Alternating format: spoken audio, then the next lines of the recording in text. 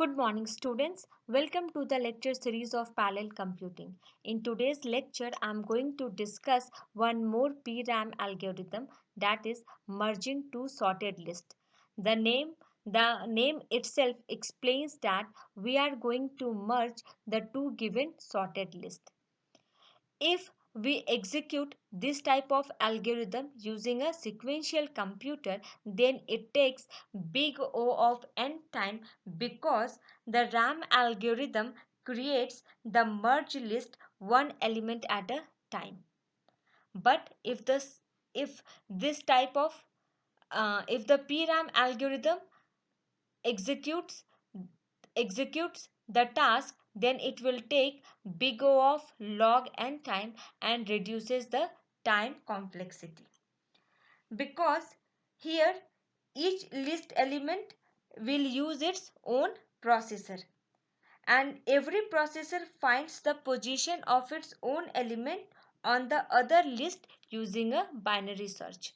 So in order to perform a merging of two sorted lists, we will use the concept of a binary search here. The first step here is to spawn the maximum number of processor needed at any point of time in the algorithm execution.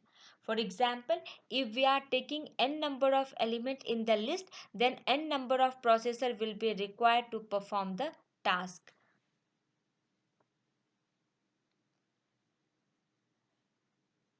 Once the processes are spawned, we immediately activate them. In parallel, the processor determines the range of indices they are going to search. Now, the most important thing is that the processor associated with elements in the lower part of the array will perform a binary search on the elements in the upper part of the array and vice versa. For example, if the processor took the element from the lower part of the array, then it will perform the binary search on the upper part of the array. And if the processor took the element from the upper part of the array, then it will perform the binary search on the lower part of the array. Here we have assumed that we have taken two lists and all the elements in the list have disjoint values. It means none of the values are common. Now let's have a look on the algorithm.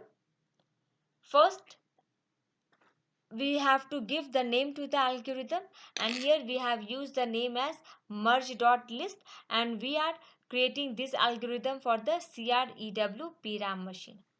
Here the initial condition is that we have a list of n element.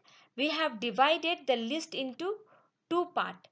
The first part contain the element from a1 to an by 2. The first part contain the element from a1 to an by 2, and the other list will contain the element from an by 2 plus 1 to an. For example, if we have taken the element from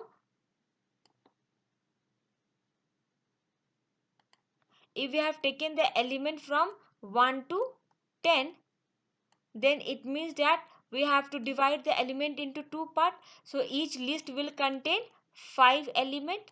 The first list will contain the element from 1 to 5. This is the first list.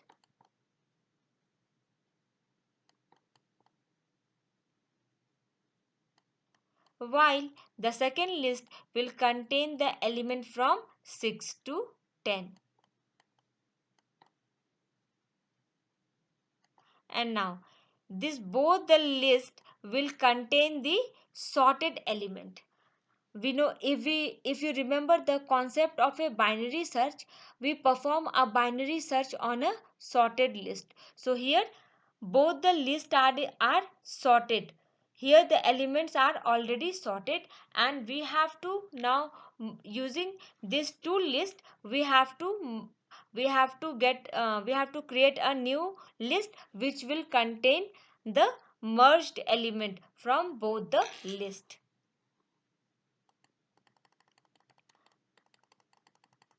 Now here the final condition is that we will get a merge list in the location from a1 to an, and the global variable is that we have a list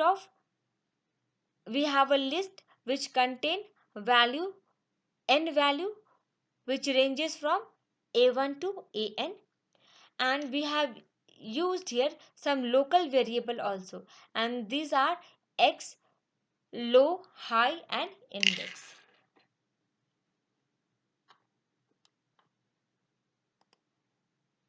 Now let's begin. First we have to spawn the maximum number of processor. As we are having a n number of element in the list, so we will spawn n number of processor, and after that this all processor will get activated in parallel. Each processor will take one element from the list, and now once we spawn the maximum number of processor, we have to use a for loop, and where the for all p of I, and I ranges from 1 to n. So initially we have to check whether the value of I is less than n by 2. If it is less than n by 2, then we have to perform the binary search in the upper part of the list. Here we have taken the 16 elements. Here the value of n is 16. Okay. So each list will contain how many elements? Each list will contain 8 elements.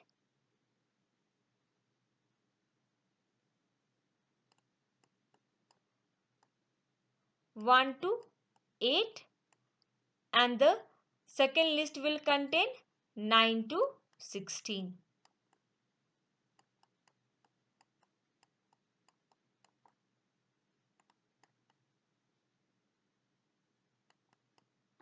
Now if the processor took the element from the lower part of the array, then it will perform the binary search on the upper part of the array. Okay, and if the value of I is greater than n by 2, it means now we have took the value from a9 to an, then it will perform the binary search on the lower part of the array. So the first step is that after activating the maximum number of processor, each processor will associate its element in the lower half of the array, will perform a binary search on the element in the upper part of the array, and if the processor associate its elements in the upper part of the array, then it performs a binary search on the lower part of the array. So this is done up to here. Now we will perform a binary search that will be explained by me in my next lecture.